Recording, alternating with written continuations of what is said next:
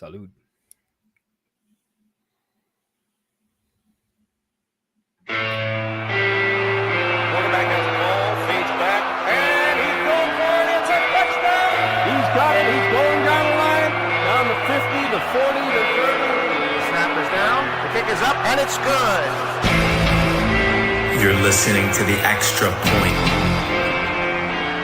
hosted by Phil Ruskin. Welcome.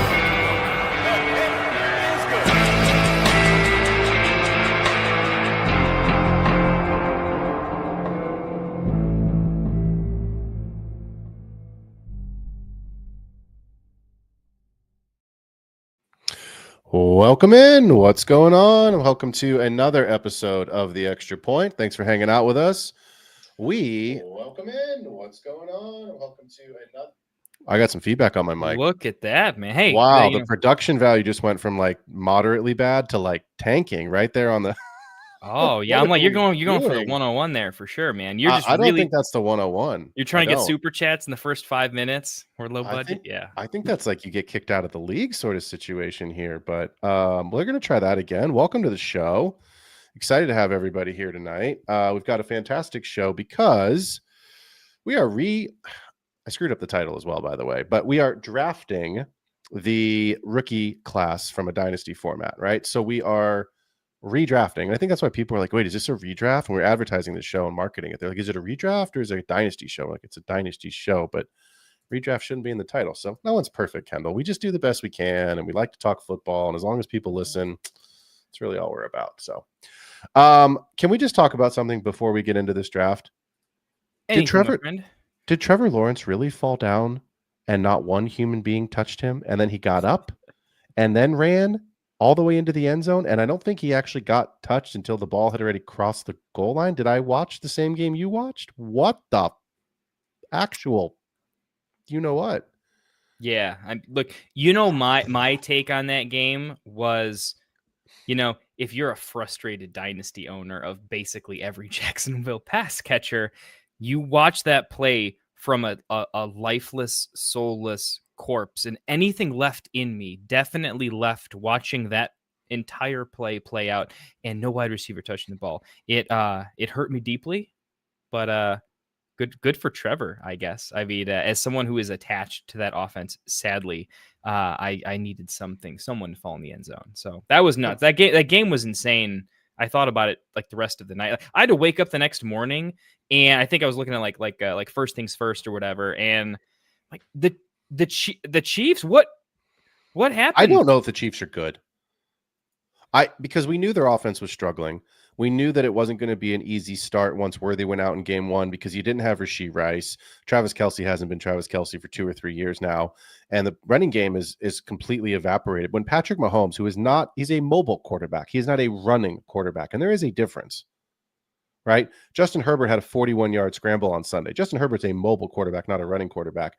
When Patrick Mahomes is your leading rusher, we got other things to do tonight, but I left that game asking myself, number one, are the Chiefs bad? Number two, are the Jaguars the worst 4-1 team in football? Because 2 weeks ago I was getting shit for the Niners being the best, worst best team, right? The worst undefeated team, right? And then all of a sudden it was like, oh, okay, they lost at home to the Jaguars, and then turn around on Thursday Night Football as the 19ers because they don't have any players, and they beat the Rams.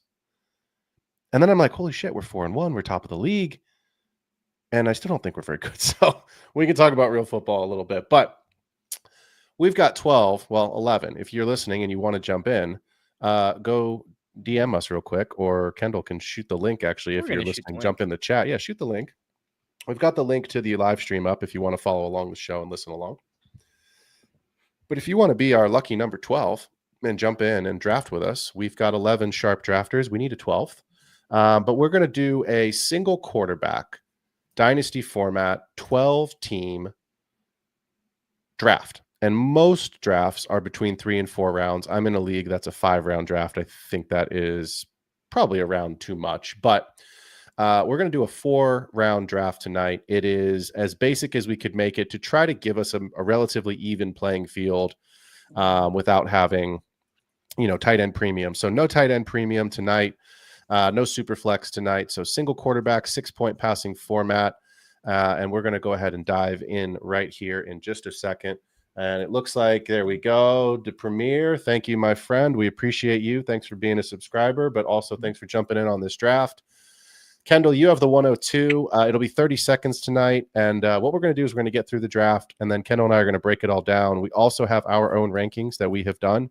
So we'll compare a little bit of the draft board to our own rankings. And then Kendall and I, to be fair, our rankings are fairly similar. There's a couple areas where we have some pretty big gaps between players. So we'll try to dive in on that for y'all and give you guys as much content as we possibly can over the next hour. So without further ado, I think Shaw Dog is on the clock.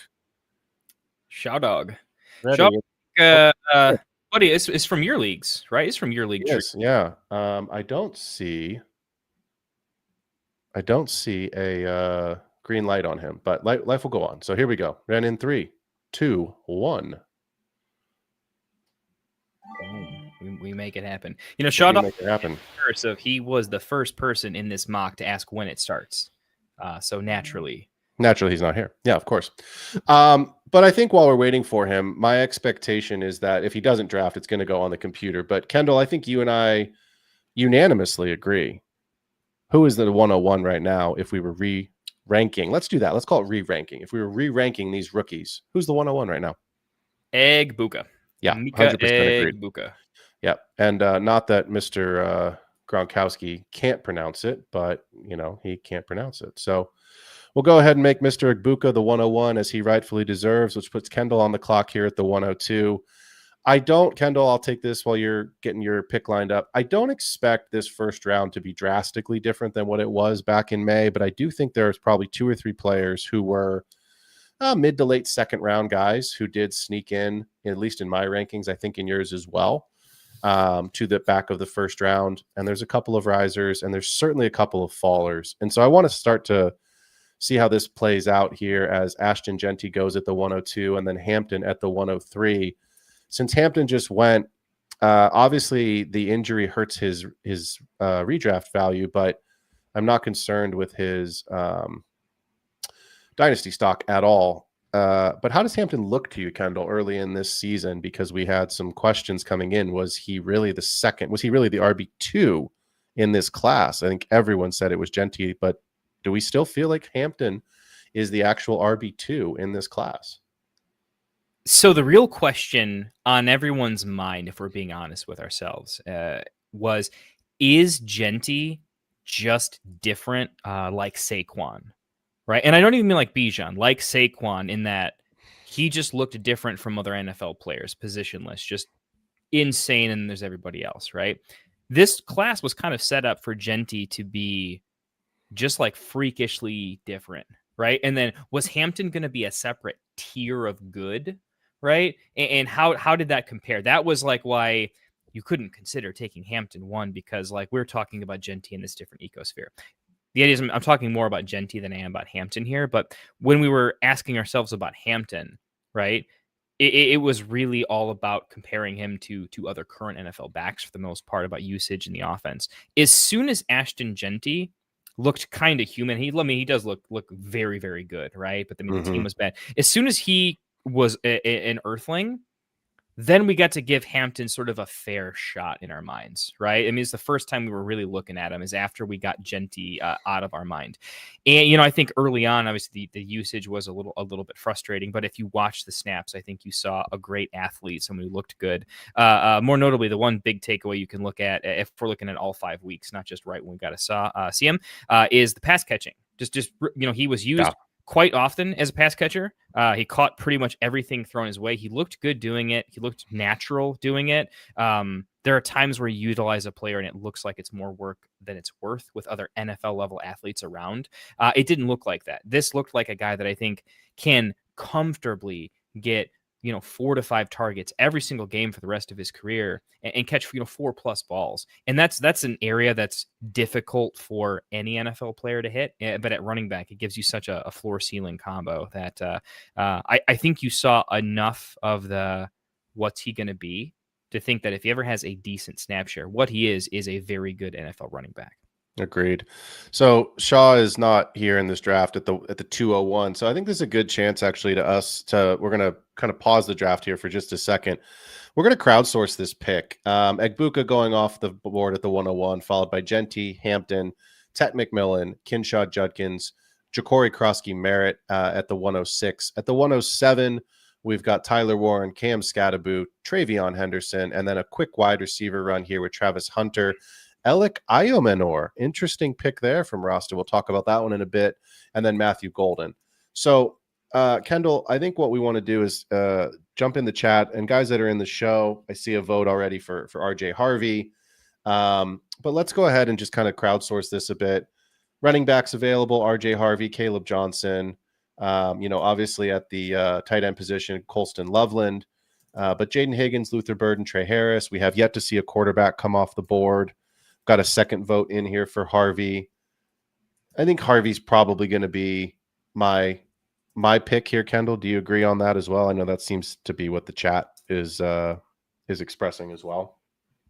Yes, that would be my pick. So let's go ahead and put RJ Harvey here and continue on with the draft. So RJ Harvey starts the second round here, and Kendall, you are on the clock.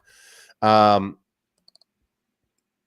get that away. Interesting.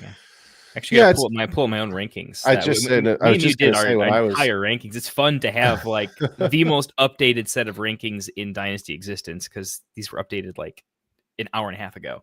Well, I went. I know you're on the clock here, so I'll take this. But when I was on the clock here at the 107, I went and I said, "Who am I picking?" And I went and consulted my own rankings, and sure enough, Tyler Warren right there, and Cam Scatterboot went right after. Those were the two players I was between.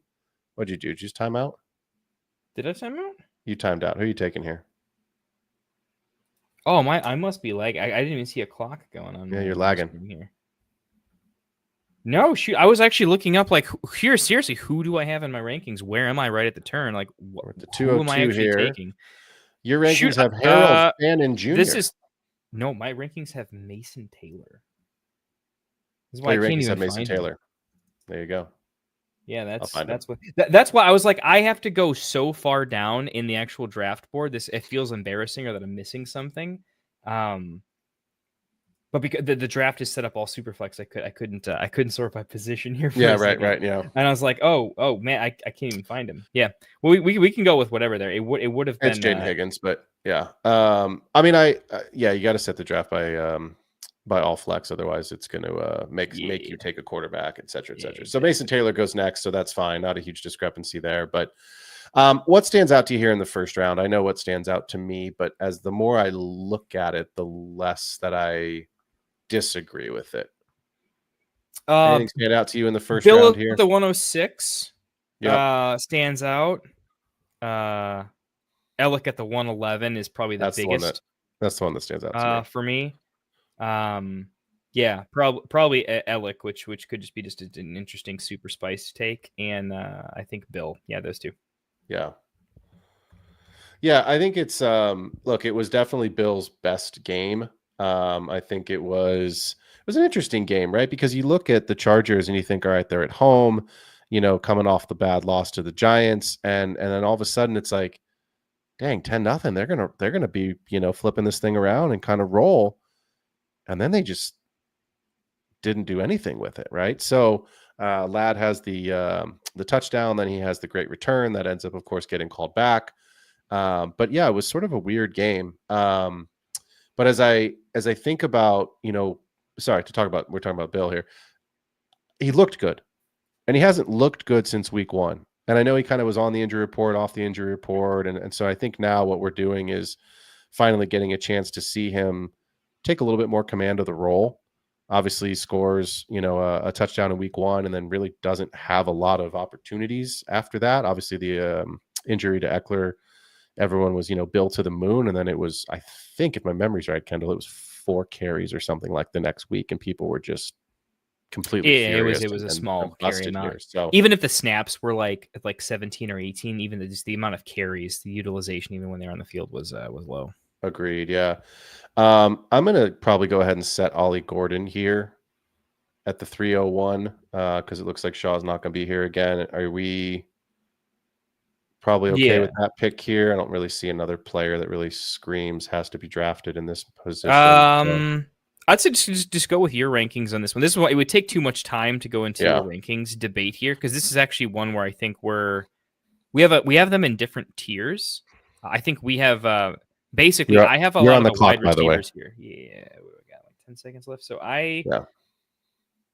I usually like the wide receivers here over everyone else. In this case, though, I still have a couple of running backs that I would go with. Well, that's why I It's put Ollie Gordon there, was either to give you a chance at all those wide receivers. So I it's didn't either want to take one of those guys out of your Giddens Blue pool. or Brashard Smith. Is Brashard Smith Rashard gone? Smith. No. It's Brashard Smith for me if he's still Agreed. available. And Brashard Smith looks good. He's getting some opportunities. He's getting some run out.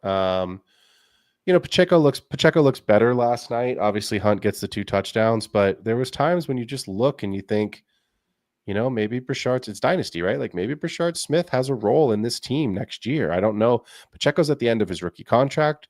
Kareem Hunt's old. Your quarterback, who's not a running quarterback, is your number one, ball carrier right now. Mm-hmm. So yeah, it's one of those kind of like, he feels like Woody Marks, but he's going to be his later role? than Woody Marks. But the same thing's Mhm. happening with Brashard Smith that you were seeing with Woody Marks. But Mixon's just basically out for the season, whereas Pacheco and Hunt are healthy, and we're looking for another excuse, right? So it's just going to happen later. But it's a similar narrative, right? So Agreed. but agreed. on the Chiefs, right? So we just saw it with Pacheco.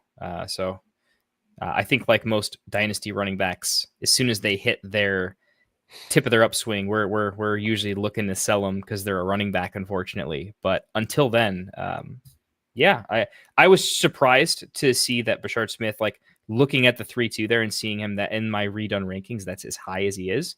That felt like spicy high, but now that I look at it, no, it looks pretty good. Yeah, I'm okay with that. I think when I look at these mid third round guys here, we waited to do this show because we wanted to give it at least 4 or 5 weeks to actually have some data to back up, mostly the risers and the fallers. But as we get into this third round, it's like a lot of these guys, their position, if they were drafted in your dynasty leagues in the third round, that hasn't changed.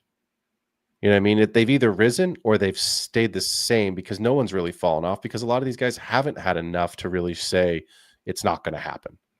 Right. So I think like Jalen Noel going off the board here at the 310, we haven't seen anything other than a couple kick returns and a handful of passes. Right. So I think there's guys that we'll talk about here as we wrap up the draft here in a couple minutes that, we have some information, Scattaboo, Bill, some guys that we certainly can discuss, Caleb Johnson.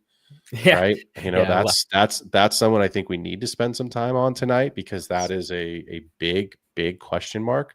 But there's some guys that I don't think are going to get discussed a ton because we don't have enough information yet. So, and that's how Dynasty goes sometimes. Yeah.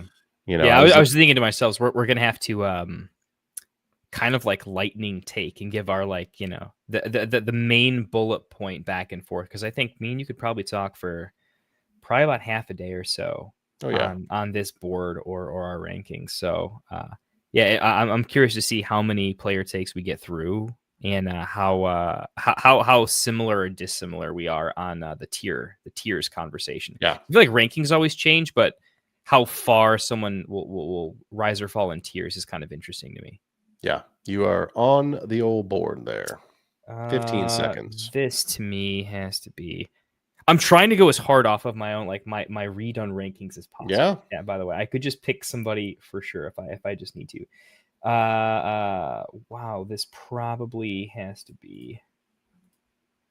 I don't think that's right for my rankings. That doesn't make any sense. I'm pretty sure that's Kyle Williams in my rankings, actually. I'll tell you something. Oof, there it goes. There was my pick that I was hoping would get back to me here, but CPT Beefalo takes Jalen Milroe, and I have to say in the 4th round, I love that pick. So. Solid pick there.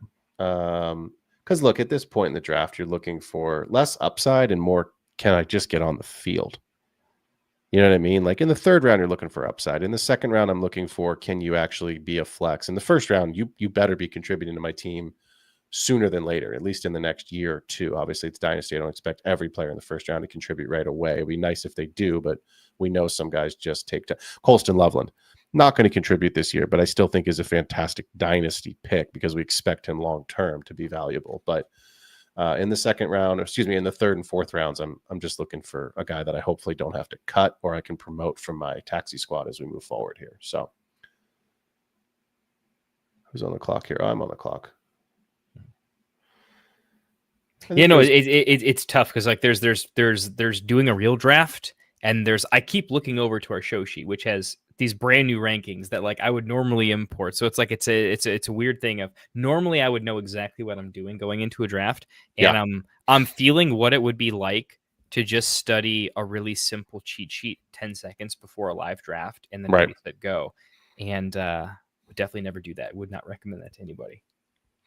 No, and it's different when you do your own rankings and you have 30 seconds to pick, right? I mean, obviously in a real dynasty draft, you've generally got 8 to 12 hours, right? That's usually the clock. It's a slow draft. Everybody's going to potentially trade, but everybody's going to take time to, feel out kind of where they believe based off of the real NFL draft, the players that they're looking at in their dynasty draft positions are actually going to have a good fit. So as we wrap up the draft here, we'll kind of talk through it. So let's go through this, Kendall. For those that are listening on Spotify or on Patreon, I'm going to go through the first 2 rounds and then we'll pause and kind of break it up that way. So Emeka Egbuka at the 101, followed by Ashton Genty, Omarion Hampton, Tet McMillan, Kinshad Judkins, Bill Krosky Merritt, and the second half of the first round, Tyler Warren, Cam Scadaboo, Travion Henderson, Travis Hunter, Alec Iomanner, and Matthew, almost said Marquise. I don't know what my brain was thinking. Matthew Colden at the 112. At the top of the second round, RJ Harvey, Jaden Higgins, Mason Taylor, Luther Burden, Woody Marks, Harold Fannin Jr., and Bashal Tootin, with Jackson Dart coming off the board as the QB1, Colston Loveland, Cam Ward as the QB2, Torrey Horton, and Caleb Johnson. We talked about Alec Iomanner at the 111 kind of standing out to you, Kendall. What stands out to you in the second round? Because there is obviously a name that screams to me. Okay, standing out in the second round. All of them for different reasons. Okay, number 1, Caleb Johnson for he had to stay in the second round. Just such a polarizing player, such a tough to rank player. I drafted him in a few spots. A lot out of need, but it's just an interesting one at 212. I don't want to go too deep into it. 1 QB, but just I think we were thinking Dart over Ward for sure, but just interesting to see where he went just in general. And I think just tight ends in general, seeing Taylor and Fannin go along with Loveland before Loveland, but going in general in the second round. I thought there's kind of an argument to say that like the tight ends, maybe depending on how you see tight end, no matter how up or down they are, they should be in the third because like the positional players should just seeing them in the third and in the second versus the third is, I think, interesting if we went into that a little bit more. What did you think? I mean, look, the name that I said screams is Caleb Johnson because, and I'm not going to pull it, but I know off the top of my head that there was at least 2 of my leagues that drafted a little tiny bit later. And he was a back of the first round guy in both of those leagues, right? And most of my leagues, and you know this because you're in a lot of my leagues, I imagine the ones I'm not in with you also do this, but they draft basically the weekend after the NFL draft concludes. So that kind of first weekend of May is generally when dynasty drafts are happening. So Caleb Johnson at that point was still a top of the second round player if he wasn't sneaking into the first. So the fact that he's at the literal last pick of the second round, let's pause. It's only been 5 weeks, and for him, technically, it's only been 4 because they had the bye last week. But it hasn't been good. And my issue is this. Historically, and if you follow the NFL, you know this about Mike Tomlin. Historically, he's been a one-back guy. It was Le'Veon for a lot of years. Then it was Najee. Then they brought Jaylen Warren in, and then Jaylen Warren sort of, to be fair, outplayed Najee in large stretches, and I think ultimately is why they didn't pick up that 5th-year option for Najee and allowed him to go to the Chargers. But then they draft Caleb Johnson, and then they reward Warren with the contract extension. Now, I get it's Arthur Smith, and it's chaos because Arthur Smith screams chaos, but here's what I'm looking for, because I don't want people that have Caleb Johnson on their rosters to just dump him, right? And it's too early to trade out of a guy right now. If you want to trade a third or fourth round player for, someone else that you think might have more upside, fine. We're not going to get into the nuances of trades tonight, but I'm looking for a couple things with Caleb Johnson over the next, I'll call it 5 games, because it's really a 15-game fantasy season. I don't expect anything this week against Cleveland. It's going to be atrocious. Best defense that I've seen this NFL season. Then it's Cincinnati. But then it's Green Bay and Indianapolis and the Chargers before Cincinnati again. So I just don't think you're going to see a lot of upside over these next 5-6 games. And then depending where the Steelers are, and right now they are the AFC North first place team. If they're a playoff team, and they probably will be regardless of what happens over the next couple of games, because that's just how the Steelers are, I just think Caleb Johnson right now is a stash.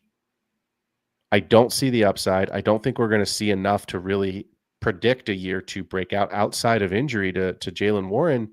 He's not getting the run. He's had issues in the special teams, which is probably keeping him off the field. So I don't want people to panic, but I think we're going to need to just be patient.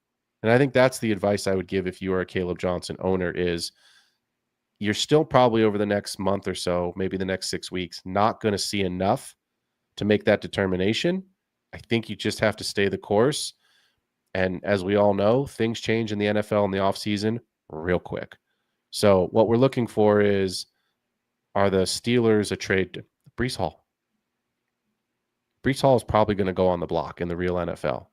What are the Jets? 0-5? They have he has no reason. They've clearly said we don't. I mean, Braylon Allen going down does change things. It is possible now that he stays, but I think you and I both agree, if Braylon Allen hadn't gotten hurt, that these next couple of weeks and everything we've seen so far, even though Breece has been fine, his ceiling is lower. So they like Isaiah Davis too. So they like Isaiah Davis. So it's like I'm having a hard time right now predicting where Breece could go. I don't think it's Pittsburgh. That's my point. So I'm just saying, like, do they bring in someone else?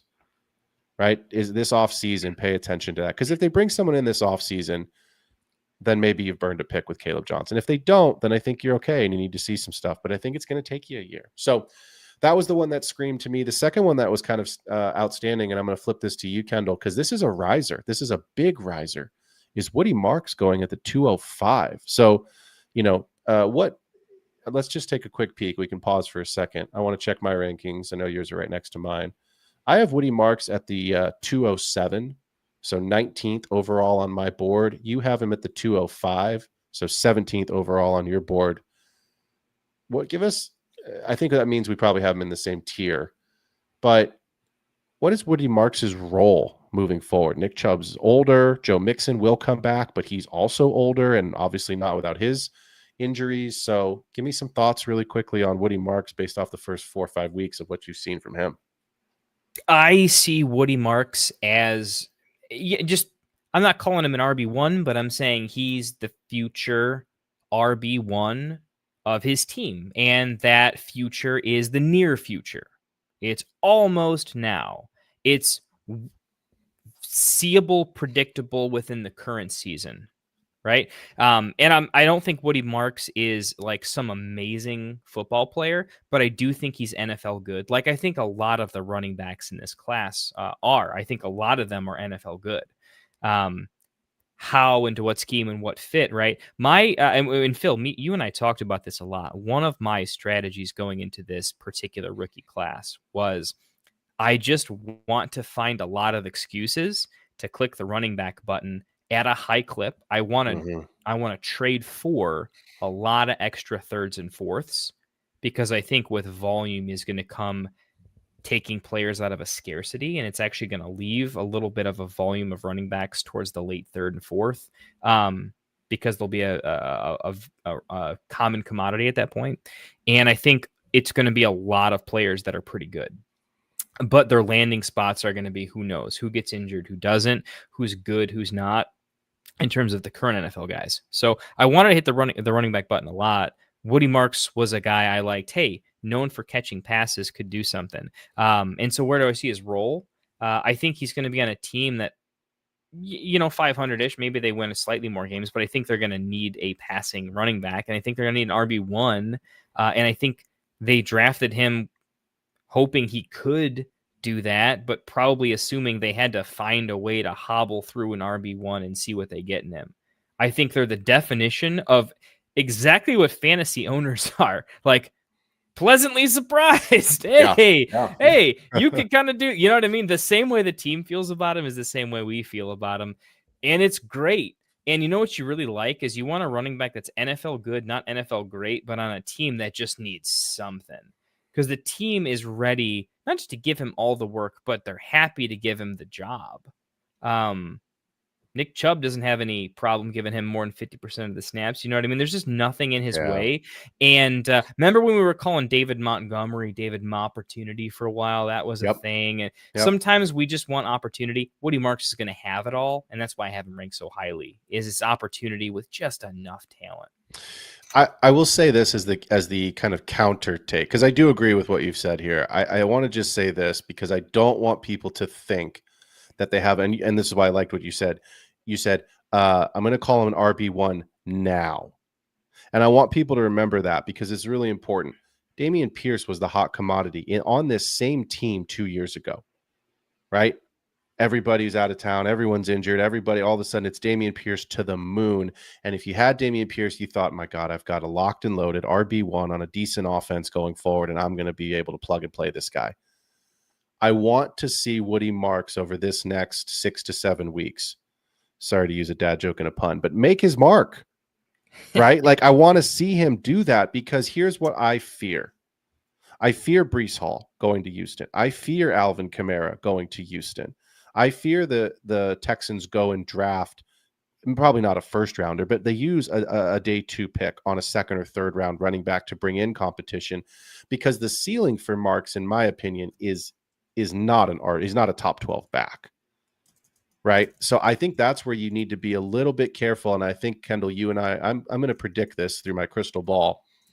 I would imagine in the next month or so, we have a discussion about Houston and trading Woody Marks high on one of our trade segments of a show. I see Classic Mike Chiefs more than Houston.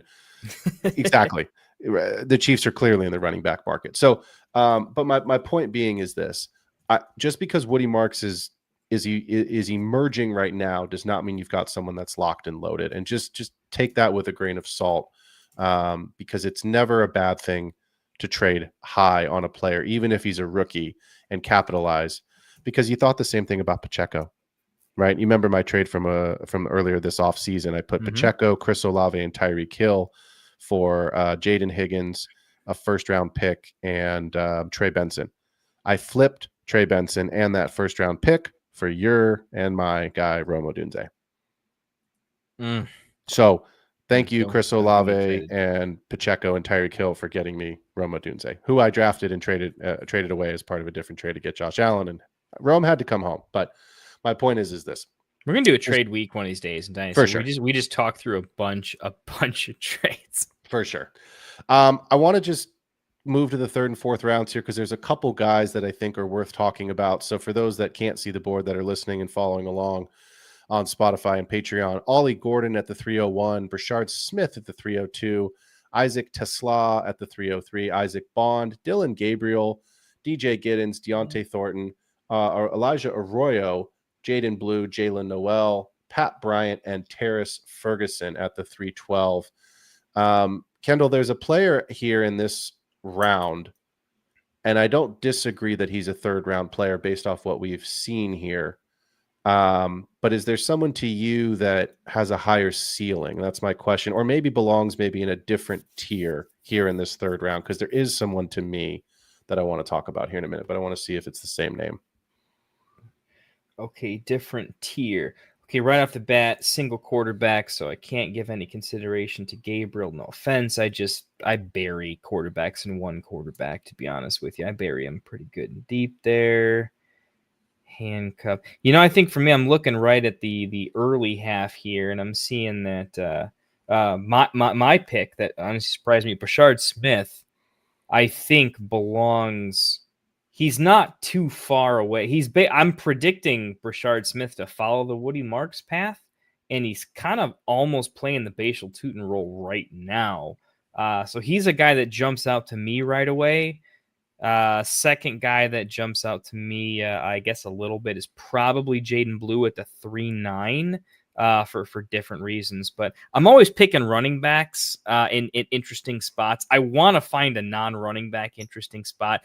I'll say Terrence Ferguson. I think at the 3.12 is getting boned a little bit. I think he deserves to be a little bit higher, but that's what's coming out to me right now. No Isaac Tesla take. I haven't seen enough.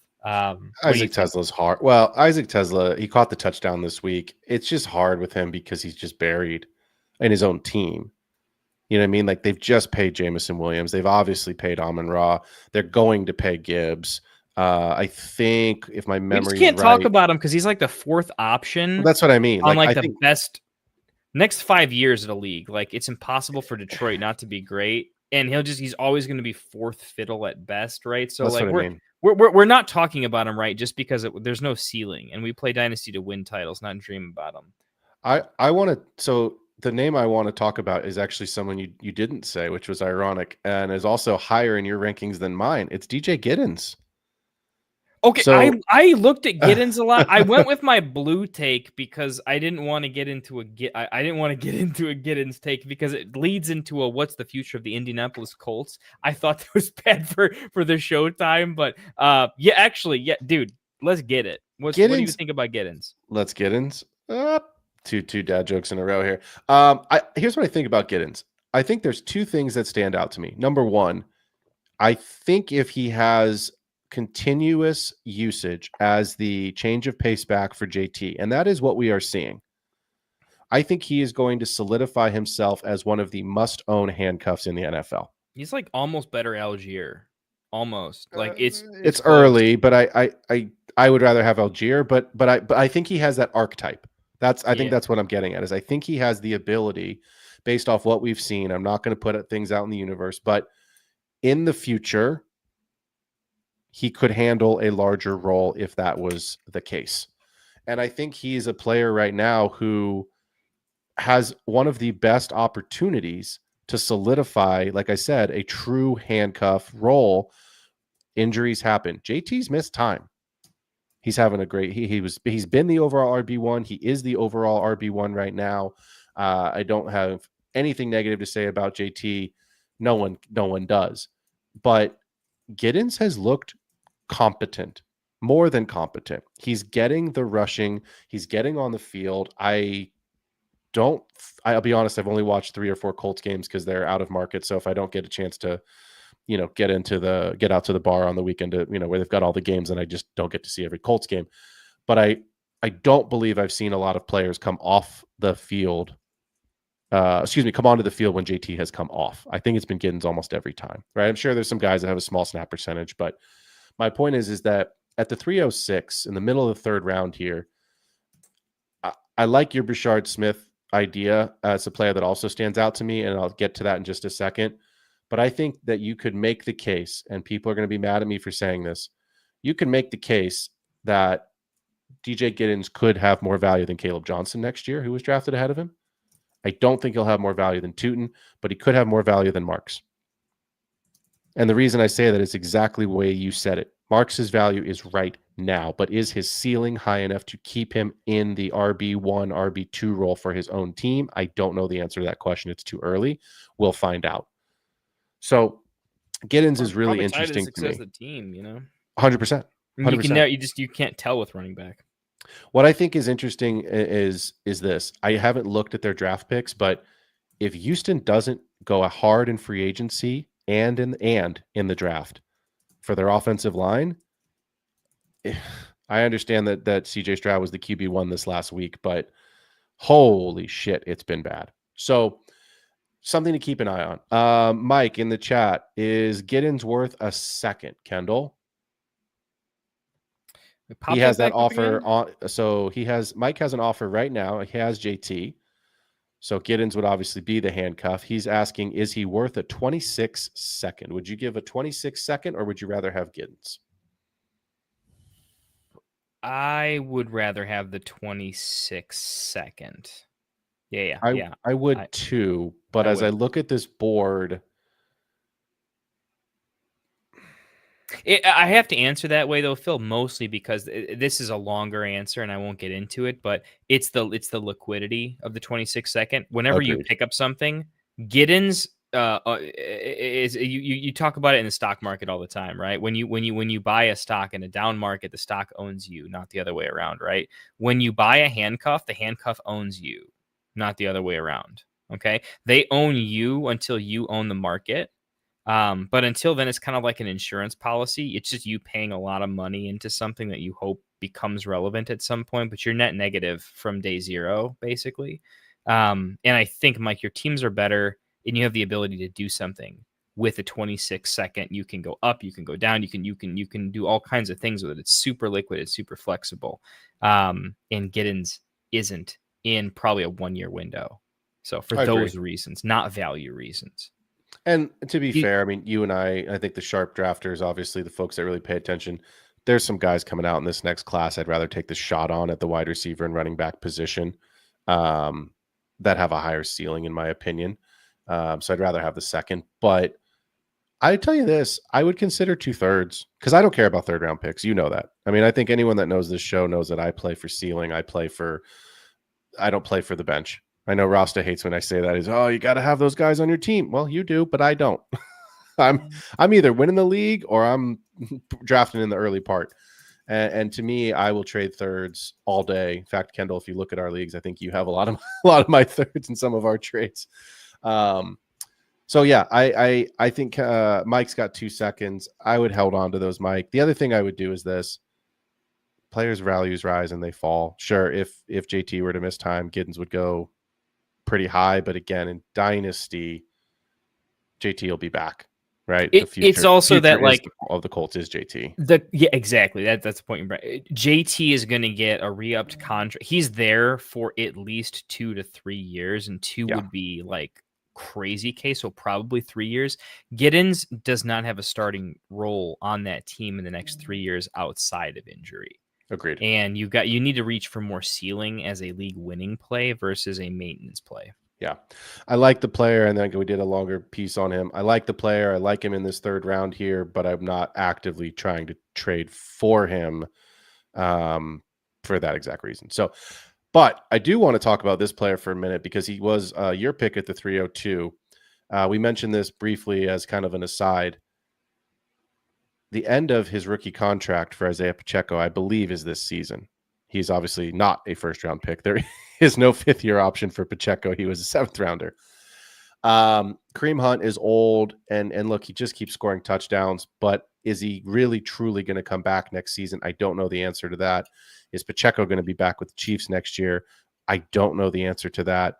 If he is back next year, the Chiefs are really interesting because the Chiefs are one of those teams that expect to be in the playoffs and expect to be in the Super Bowl, currently not playing like it. But if they can get into the playoffs, I think they are a potential place for Alvin Kamara to land. I think they're a place for Breece Hall to land.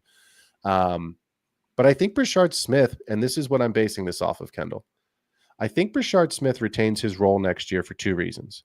1, I do think Kareem Hunt probably will go away, or Pacheco. 2, the Chiefs have shown you that they can find cheap running backs, especially, and just give them the ball, next guy up.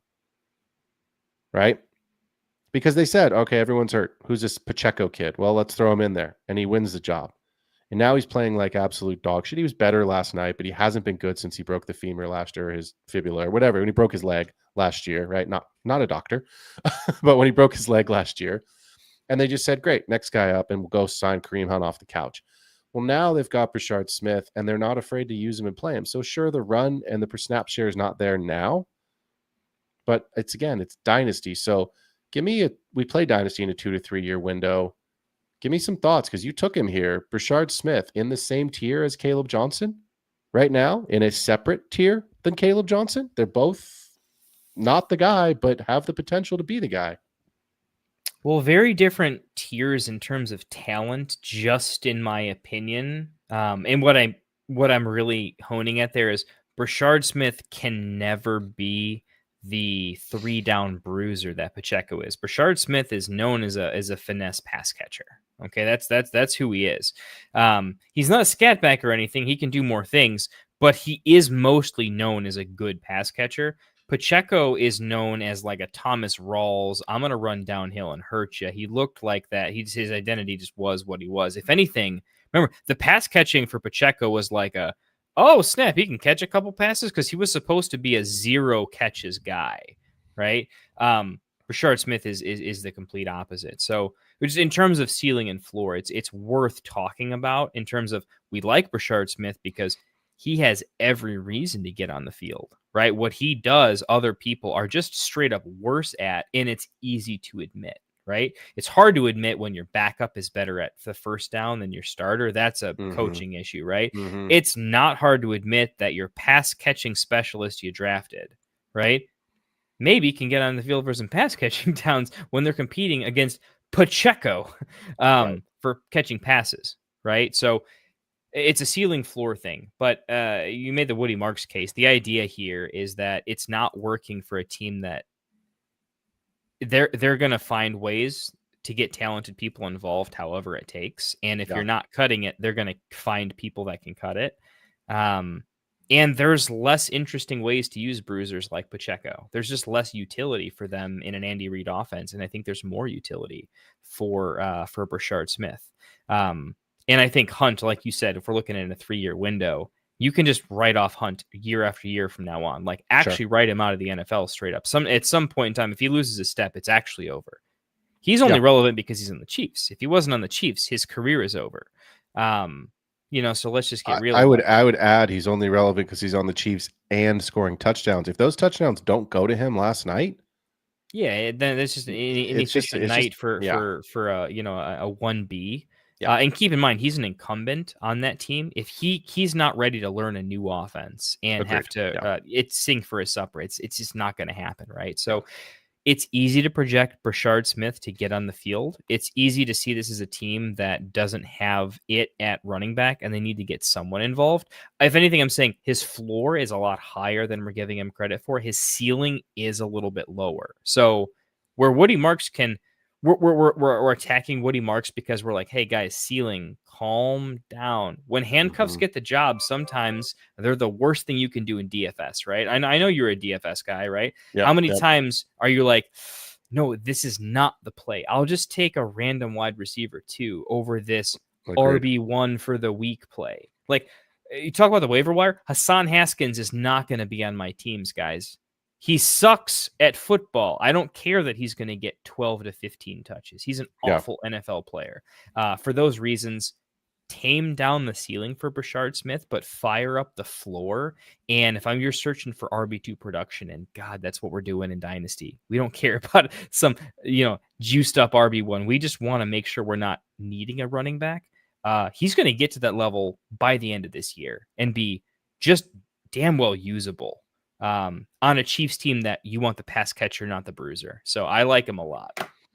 We're gonna blitz the 4th round, and then we're gonna Tarantino this and go all the way back to the beginning and talk about the big boys at the end of the show. So I like it. Shaw, well, not really Shaw, but at the 401 here, Shaw's auto pick was Trey Harris, Devin Neal, Jalen Milroe, Jarquez Hunter, Gadsden Orande. Gadsden? Did I just butcher his first name?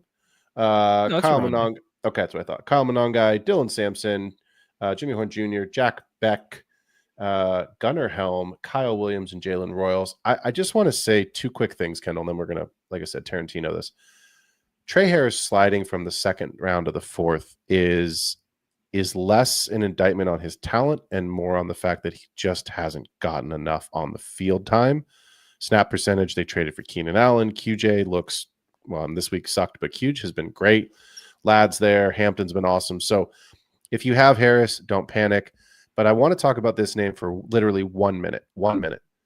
Devin Neal.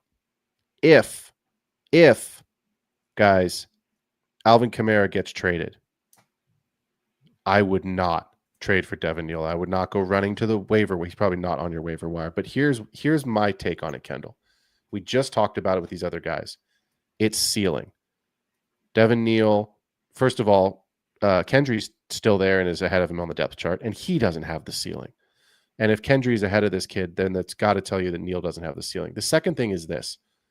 This is now, my brain just went blank. Kellen Moore, thank you for helping me there, brain. This is now Kellen Moore's team.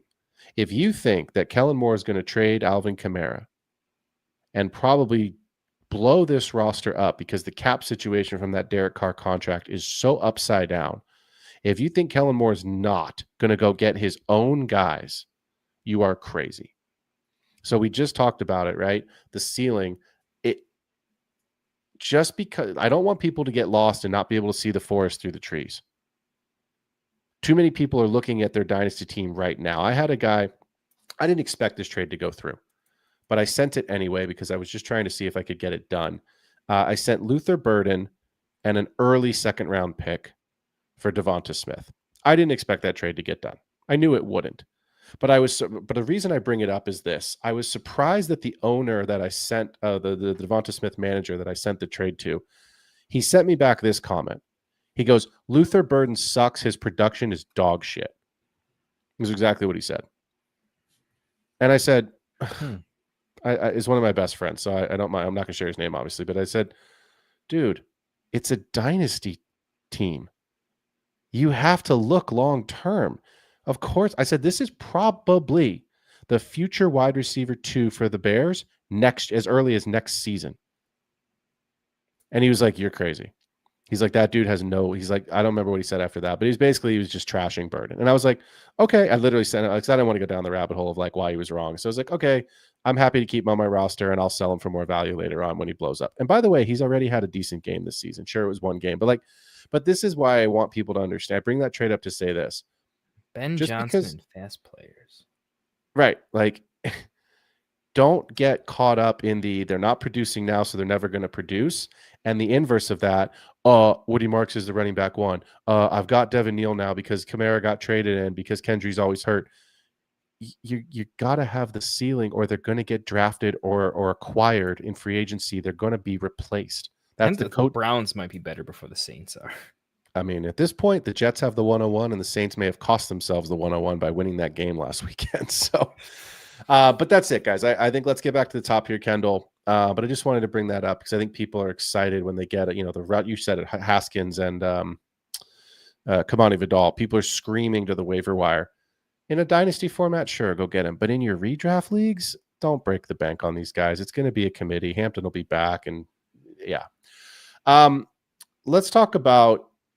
This is what's really interesting to me. We had this in the chat here earlier, and somebody said debated Judkins versus Hampton at the 103. Tough call. I like this comment. I wanted to come back on this, Kendall. I know we're going to start splitting hairs, but that's what we have to do because we talked about it the other day, I think on last week's show. When you have a top 4 pick, you can't miss. You know what I mean? Like if you had drafted Travis Hunter inside the top 4 and everyone did. I'm not saying you, Kendall did. I'm saying like you, plural. Mm-hmm. Yeah. No, I'm with you. You don't feel good right now at all. So I have seen tremendous things out of Judkins. I've seen some really good things out of Hampton. Where are you on, if you're at the 103, because I think we both probably agree Agbuka and Genti are still the top 2 picks. So let's talk about the 103. Who is it and why? Hampton, not close. Hampton, not close. Well, that was a fast conversation. Okay, yep. Why not close? Hampton had a 4 for 60 receiving line within 5 games of his NFL career. Judkins will never have that, probably his entire career. He might get over 60 receiving yards, but it'll be on a broken play. It won't be. Hampton's like a good pass catcher. Like he knows what he's doing. He's also like mentally ready for it. And like even in like a somewhat neutral game script, sometimes he can just catch 4 passes in the first half. Right? You combine that with a size speed combo, just as it. Stop playing NFL, play Madden for a second. Create your character. Hampton is literally a custom NFL player. So if you're telling me that you get acclimated to the NFL over time and you get more used to it, and I'll Yeah. give them both equal levels of getting used to the NFL. One guy has a body that other NFL players might legitimately be afraid of because it's Hampton, right? Judkins is incredibly talented, right? I think he's a guy who he has an understanding of how to play the running back position because he played against such elite competition that he was forced to. You know what Judkins has never had the ability to do? What's up? Have a bad 5 minutes. He's not allowed to. And look at college. He was not allowed to. Every single day, he's fighting to stay the 1A, 1B conversation. Every day. I mean, who are we really talking about? We were definitely talking about Travion. So, Right. because of that, I think his ability to have a bad day is just non-existent. He just goes in and puts in work every single day. And I like that from him. So I think he's going to be fantastic, but Hampton's a custom character, and it's just not a fair fight, in my opinion, in terms of upside. Interesting. So I agree with you, Hampton. So I'm looking at our rankings here. Egbuka, Genty, Hampton, Judkins, Tet, Warren. We have the exact same first 6. If this was tight end premium, I saw a comment in here in the chat. I don't understand why Warren isn't there. I don't disagree with that comment. I think anyone could make the case even in a non-tight end premium, if you really need a tight end, he's an incredible difference maker at the position. I don't have a problem if somebody's drafting for need or drafting for positional dominance, right? At that point, if you maybe have a loaded running back room or deep running back room, you want to take the shot on Warren, that's totally fine. I do think that Judkins. So I think when you say it's not close, what I take that to mean is you have Hampton, that your tier break would be after Hampton, before Judkins.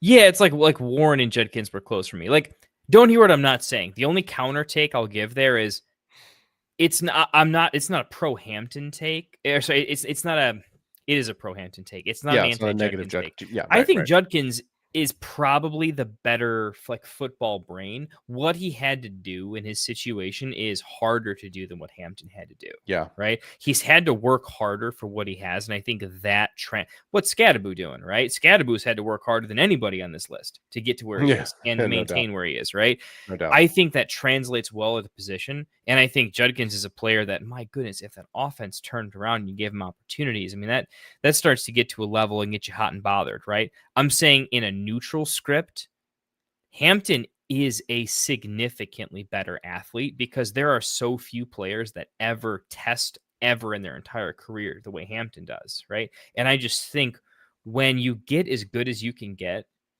sometimes being a little bit more physically gifted is a cheat code when you're both, splitting hairs, right?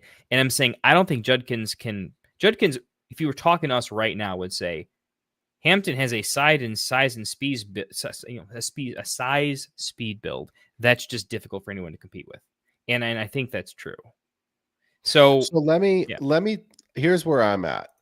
I don't disagree with you that, and my rankings say that I have Hampton ahead of you, and I don't disagree with you that the tier break is between Hampton and Judkins.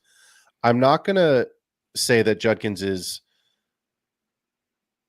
I don't think it's as big of a difference as you do, and here's why. Here's my reasoning behind it. If you look at, and we talk about this all the time, we've said it at least twice on the show already tonight. We play Dynasty in a 2 to 3 year window. If you look at the next 2 to 3 years for the Chargers, Ladd is going to be there. Huge is going to be there. Trey Harris, I don't know what he's going to be, but he's going to be there because he's on a rookie contract. Yeah, fair. Right? Justin Herbert is already signed, so you know who the quarterback is because of the contract. Right? I don't know who the tight end is. I don't care who the tight end is. It's not important because there's not a Bowers, Laporta, you know what I mean? That archetype of young, dominant McBride. There's not that type of player. Who is the quarterback in 2 years for the Browns? No fucking clue. Who's the wide receiver 1 for the Browns in 2 years? No clue. Fannin. Who is the who's the tight end for the Browns in 2 years. Probably Fannin. And I say probably because even that's not a lock, right? That's Njoku, crazy. It's crazy how that is. That's so who true. is the RB1 for the Browns over the next 2 to 3 years? It's Judkins. And so this is at the end of the day, I agree with you. Hampton has the higher ceiling because of the pass catching. But I think it's going to be closer than people think because Judkins is going to be the focal point of that offense because the quarterback, unless they go make a massive trade, and you and I know this, and most people that follow football closely know this, Dak last year was the number one, quote unquote, potential free agent, and then he signed the big contract extension. There are no free agent quarterbacks that are going to be on the market this year. Kirk Cousins is too old. Joe Flacco is too old and just went to the Bengals. Jameis Winston's not a ceiling. Russell Wilson's not a ceiling. So there's no one that is going to come in outside of a monstrous trade. And don't forget, Deshaun Watson is still there under contract, and I don't think they can get out of it. It is the worst trade in NFL history. So if that contract cannot go away, they couldn't afford to get out of it. That's my point. So what you have to do is exactly the recipe that NFL teams are trying to do right now on the inverse. Get the cheap rookie quarterback and go pay your skill positions. That's the recipe to get us to the Super Bowl. I mean, they're going to 12 personnel for forever.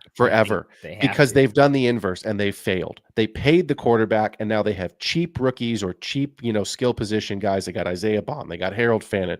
They got Cedric Tillman. They got Judkins. They got all these Dylan Sampson. They got all these guys on rookie deals.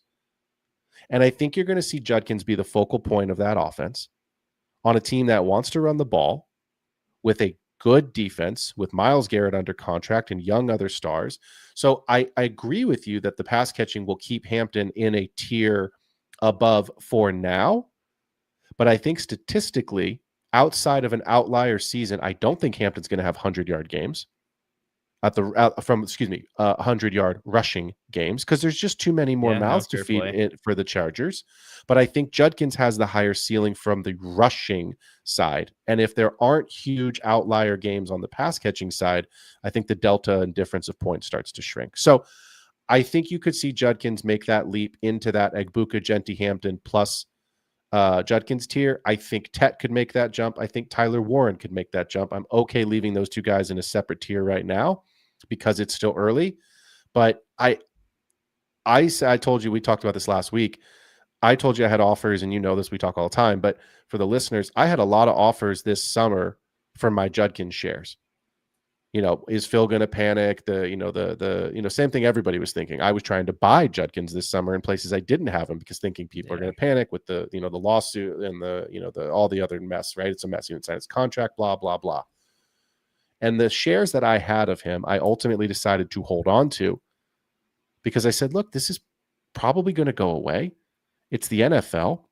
We've seen guys who are accused and convicted of much worse get much less suspensions. He hasn't even gotten a suspension yet, Judkins. Keep that in mind. Sure, he could, but he hasn't yet. And ultimately, he's going to start and be the RB1 for the Browns.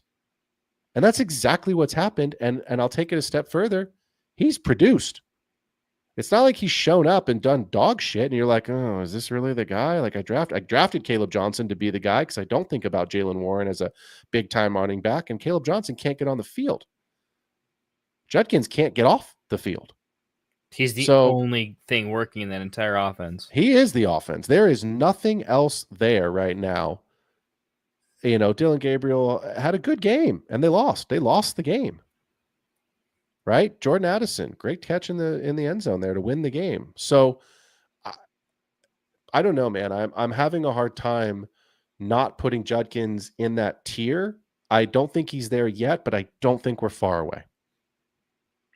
Yeah, from a fantasy, I'll put it this way: if you anything, you have convinced me to soften my take a little bit. I would say in my opinion, the conversation shouldn't be, could you flip-flop them? It's more or less, can you put them in the same tier? I think Hampton has every tiebreaker in the books, but I do think, more to your point, that the story of their next 2 years is probably going to be Hampton has all this elite upside and never quite gets there. He's just really good, but he doesn't quite get there. And Judkins is going to have a stacked deck with a shitty quarterback and a very, very bad implied team point total week after week. And is probably just going to overperform because it's just all he's ever done. That's probably going to happen. So, like, I still see Judkins. I see Judkins being close to Hampton, but he's always hitting like ceiling outcomes, and Hampton's just never there. If Hampton ever hits, I think that's where it's like, he was built to be different. He has a different skill set and a better offense and all these things, right? So, like, I'm playing the fantasy analytics. If I'm just watching real football in the NFL, I'm like, Judkins' kid is kind of the thing that makes that team go. God forbid they ever get themselves a quarterback.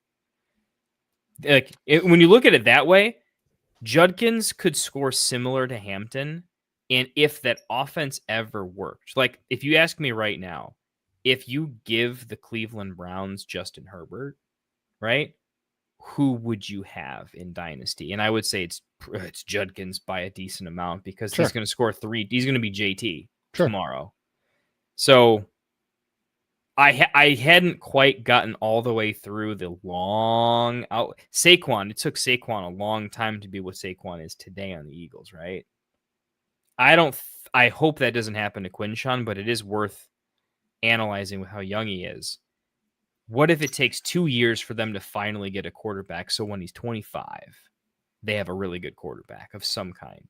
At that point, he has the ability to then get into the absolute top 3 running back discussion. It's just going to take a little bit longer. Let me give you 2 names, and just bear with me for 1 second, because I'm not making the comparison that Judkins is going to be these 2 names. But hear me out, because you know I love my data. Who has been the NFL rushing champion who has never finished as the fantasy RB1? NFL rushing champion? NFL rushing champion. Nick Chubb. Okay, not the name I was thinking of, but still relevant. Let me give you that caveat. Shouldn't be that hard. You know who he is. Are we talking about Saquon? No, because he catches passes. This guy doesn't catch passes. He's been the real life NFL rushing champion. He still is one of the best. He's having no season right now, but one of the best running backs. True running backs. Yeah, Derrick Henry. It's gonna be Henry. Yeah, Derrick Henry. Okay, doesn't catch the ball. Right, I'm looking at his targets right now. The most targets he ever received in a season was in 2022. 41 targets. Caught 33 passes that season. Finished as the RB4. He had 1,500 rushing yards. Okay? Let me give you one more name. JT. Catches more passes, but again, targets so far in his career. The season he was the overall RB1. 1,800 rushing yards. 51 targets. Caught 40 of them. Since that time, he has never eclipsed 30. So I'm not saying that Judkins is going to be JT or Derrick Henry. That's not what I'm saying.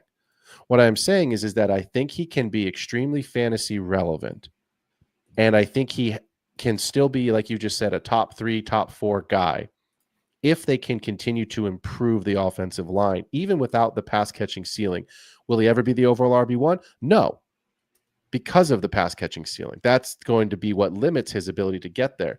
But can he still be a top 5 guy off of just rushing with throwing in 20 to 30, targets a season and catching half of those? Yeah, I think he can. And that's the comparison I wanted to make, is you have guys that have been incredibly fantasy relevant. JT has been the overall RB1. Derrick Henry has not, right? But you can be so good for fantasy still without having of course we all want Christian McCaffrey, we all want Saquon Barkley, because it's like having 2 players. Well, Christian McCaffrey is having 2 players, and when he's getting 100 plus targets a season, it's more than wide receivers are. But like Saquon Barkley is 1.5 players because he is a half a receiver and a full running back, right? Achane is not getting the rushing volume. The Dolphins are a disaster right now, but like once Mike McDaniel gets fired, if the Dolphins can sort their shit out, Achane, Bijan, Gibbs, these are 1.5 fantasy players that you're getting for 1 draft pick because of that pass catching work. But the Nick Chubbs of the world, who never caught a fucking pass in his life, I think he ran away when the ball was thrown at him. Don't throw it near me. It's a game of hot potato. Can still be a top 5 guy. And that's the archetype that I think if Judkins is going to get there, he has to follow.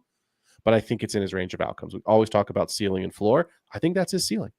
And if you throw in an outlier season of pass catching, he vaults into the top 3 right away. So, Kendall, I think that's it, man. Unless there's anyone else we're dying to talk about. I know we could go till 4 a.m, but we could definitely go till 4 a.m, man. There's not a single topic that I don't want to like chew on for a minute. So, dude, if you want to do a bonus show at any point in time where we just take this exact digital piece of paper with our updated rankings, if you just want to go do a mini show where we just talk through some more interesting names, that's something I think we could make happen very soon. Yeah, we could maybe do that next week or find a time to do that in the next 2 weeks. I think would be good. Because you're right. There's some guys. Torrey Horton went at the 211. We didn't talk about him at all. He was like a 3rd/4th round pick way back in May. I think he went undrafted in one of my leagues. It was a 10 what team. What tier he goes in is interesting because I thought I was spicy on him, but I think we both are. From you, I want to know the Scadaboo versus Travion. Like, I think versus Bill. I think we should just have a conversation about that trio. I think it's the fact that I'm calling it a trio is probably spicy enough, right? Like, that's a thing. I mean, your rankings have 7, 8, 9. Henderson, Scadaboo, Bill. My rankings have 7, 8, 10. Scadaboo, Henderson, Bill. I have Golden ahead of Bill right now only because it is still so early. And I think there is still potential for Matthew Golden to develop into the overall number 1 wide receiver for Green Bay. And as much as I like Bill and I want the story to be a happy ending, he's still a 7th round pick. He looks good. I think he's relevant now. I think he could continue to remain relevant this season. And if he does, I think that makes him relevant next year. But Brock Purdy and Isaiah Pacheco magic on Bill. Eckler's going to teach him all the secrets, man. Maybe. He's going to give him some tutelage. I hope so. Brock Purdy and Isaiah Pacheco are the post. No one's. I don't want to put Tom Brady because Tom Brady's the GOAT, right? But like Pacheco honestly, and Purdy. Bill is Pacheco for me. Bill is I think the ascendance is real, and then I'm going to sell the absolute shit out of him because the team is great. Jaden's great. The Commanders are going to be a thing. Running backs don't last as long as the Dynasty does, man. They never do. James White that's the whole did. Point. He's the only one. You know what? I'll be honest, and I feel bad. I kind of forgot Antonio Gibson until he tore his ACL. Was even on the team. Well, okay, to be fair, you remembered he was on the team when you were like, is fucking number 4 getting the ball again? I was like, is that? I literally had to do a double take. I was watching. Did you have to look at, what's Henderson's number? It's not 4, right? It's 32. It's definitely not 4, right? What the? Yeah. I was like, wait a minute. Sorry, man. I was like, is this like actually real life right now? I was like, is this, did Antonio Gibson just tear his ACL? Also, not a player I thought we would talk about or even mention on tonight's show, but you gotta do you. Hey, man. It's Ramondre season, buddy. I'll end the show with this, and I don't think it's that spicy, which is why I say I'll just end the show with this. In my one redraft league where I've had Ramondre just chilling on the bench, just keeping it warm, he is starting for me this week over Chase Brown. Ooh, buddy. Because my teams are always wide receivers. Got the Detroit Lions, I think. Is that right? Did that just happen, or am I wrong? No, the Lions have the Chiefs this week. So let me find it. Right. Chase Brown has the. You want to know who they have? He's 100% on my bench now. Oh, they have it's the Browns or the Packers. It's the Packers, isn't it? It's the actual Packers. It's the Packers, and it's in Green Bay. Yeah. So Chase Brown, by the way, is going to have, because I'm benching him with Joe Flacco, Chase Brown's going to have 80 yards and a touchdown this weekend on my bench, and Ramondre will have whatever. He's just going to have 16 fantasy points on my bench, and Ramondre is going to fumble 18 times and have 0 fantasy points this week because I'm starting Ramondre. So that is the way the world works. But in the interim, enjoy your week, folks. Have a great. Who do we have on Thursday night? Do we have a good? I feel like we don't have a great one this week. It's not going to beat last Thursday. Last Thursday was phenomenal. Bang bang, Niner gang. Yeah, that was fun. Got. Who do we have on Thursday? I've got everything pulled up. Ew. We have the Eagles and the Giants. Sorry, Mike. Yeah. I know you're listening, but maybe I it's mean, a I better game guess than we in think it is. division, but Put it this way. I don't think there's a ton of points in the game. That's why I said ew. But at least it's fun. I think the people that are going to probably lose the game are the people I want to watch. Because I actually like, I'm. You probably saw my rankings, man. I'm pretty in on Jackson Dart, dude. I guess your rankings are high. Actually, you have him higher than me. I have him higher, but not. I don't think too much higher than you. But I bury quarterbacks. Like I destroy. Yeah, quarterbacks it's hard in so it's quarterback leagues. I put him over my boy Colston Loveland. You know that was painful. Yeah, I know. I think we're all looking. Enjoy your week, folks. Have a good Thursday night football game. I think we are all hoping, praying that we get a repeat of 2 seasons ago for Sunday night football with Lions Chiefs. Amen. And I think the Bills Falcons on Monday night has some points. Your Bears and the Commanders could be a fun game. So I'm actually stoked for Sunday night and Monday football. Yeah, I think kind of some of these games, like I'm not watching the Raiders and the Titans this week. I'm not watching the Patriots and the Saints. So there's just some games I'm not stoked on. But Sunday night football and the 2 Monday night games will be great. As always, thanks for tuning in to another episode of The Extra Point. If you've got questions for us, please jump in, hit us on Sleeper. Make sure that you hit the like and subscribe button. You can always leave questions. We do review the show. So if you go back and watch the stream, you can drop some questions and comments there. We will get to those. Join the Discord. Y'all know how to reach us. But for now, we out. Have a great night. Fantasy is the play. Marking nothing but I tune every Friday. Strategies provided.